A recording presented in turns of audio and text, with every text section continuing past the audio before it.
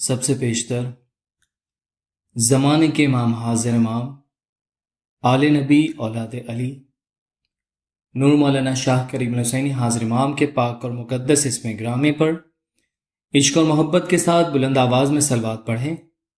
अल्लाहुम्मा सल्लि अला मुहम्मद व आले मुहम्मद। काले रंग के हवाले से एक और सवाल भी पूछा गया है कि अगर काला रंग इस्लाम में मना है तो खाना काबा का रंग काला क्यों है।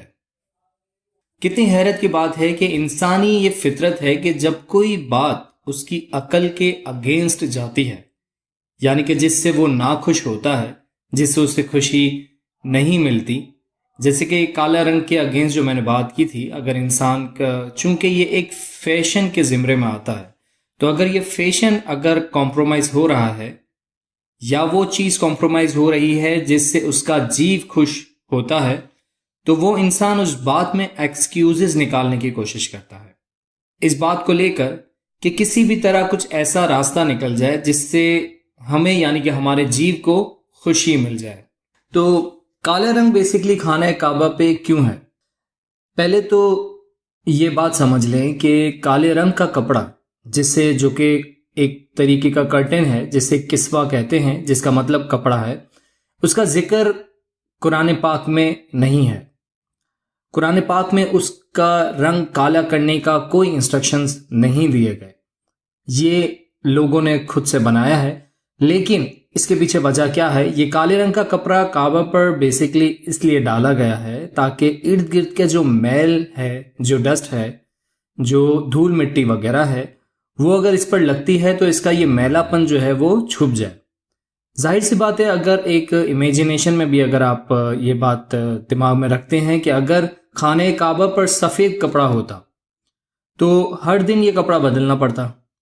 आप खुद जो है अपनी शर्ट पर भी ये एक्सपेरिमेंट कर सकते हैं कि सफ़ेद या लाइट कलर का कपड़ा आप अगर कोई शर्ट पहनते हैं तो वो मैला जल्दी हो जाता है।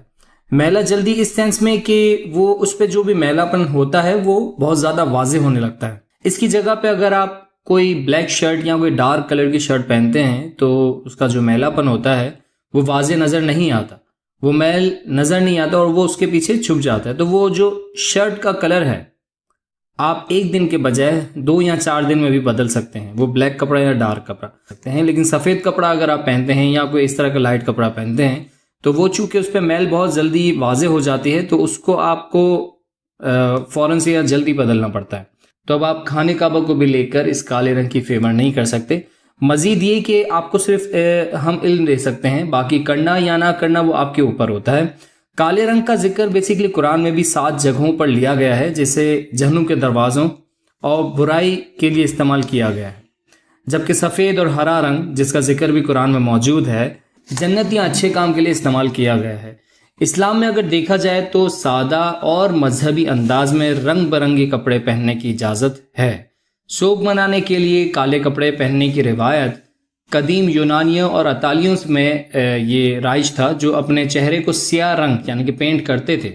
अरब में बेवा और खारिश वाली बीमारी जब औरतों को लगती थी वो तो फिर ये लोग काले रंग के कपड़े पहनते थे।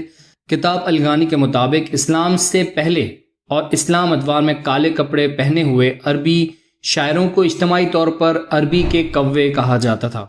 अबू हुरैरा रज़ी अल्लाह ताला अन्हु से रिवायत है कि एक दफ़ा एक औरत अपने बेटे को लेकर नबी करीम सल्लल्लाहु अलैहि वसल्लम के पास आई ताकि इसका नाम तजवीज़ किया जा सके। बच्चे ने काली कमीज पहन रखी थी। जब वो रोने लगा तो नबी करीम सल्लल्लाहु अलैहि वसल्लम ने उसे अपनी गोद में लिया। नबी सल्लल्लाहु अलैहि वसल्लम ने फरमाया कि अगर अब से ऐसा लिबास पहनेगा तो कब्र तक रोता रहेगा। कुरान कहता है, ए आदम की औलाद, हर वक्त और मस्जिद में आए वक्त अपने खूबसूरत मलबूसात पहनो। यहाँ खुदा ने बनी नौ इंसान को मुखातिब किया है, यानी कि हमें। नबी करीम सल्लल्लाहु अलैहि वसल्लम का पसंदीदा रंग भी सफ़ेद था, तो फरमाया कि सफ़ेद लिबास में मस्जिद में खुदा के हुजूर में पेश होना बेहतर है। आप सल्लल्लाहु अलैहि वसल्लम ने यह भी फरमाया कि सफ़ेद लिबास पहनो और मैयत को सफ़ेद कपड़ों में कफन पहनाओ, ये सबसे ज़्यादा मुकद्दस और मुंतखब करदा है। रेफरेंस तिर्मिज़ी। खुर्शीद अहमद सफदरी तस्वीर करबला में लिखते हैं कि एक मरतबा इमाम जाफर सादिक से पूछा गया कि क्या काले कपड़े में मलबूस औरत नमाज पढ़ सकती हैं। इमाम ने फरमाया कि काले कपड़े जहन्नुम का लिबास है। नबी करीम सल्लल्लाहु अलैहि वसल्लम से भी रिवायत है कि काले कपड़े ना पहनो क्योंकि ये फिरौन की निशानी है। रेफरेंस हिजरुल फिका।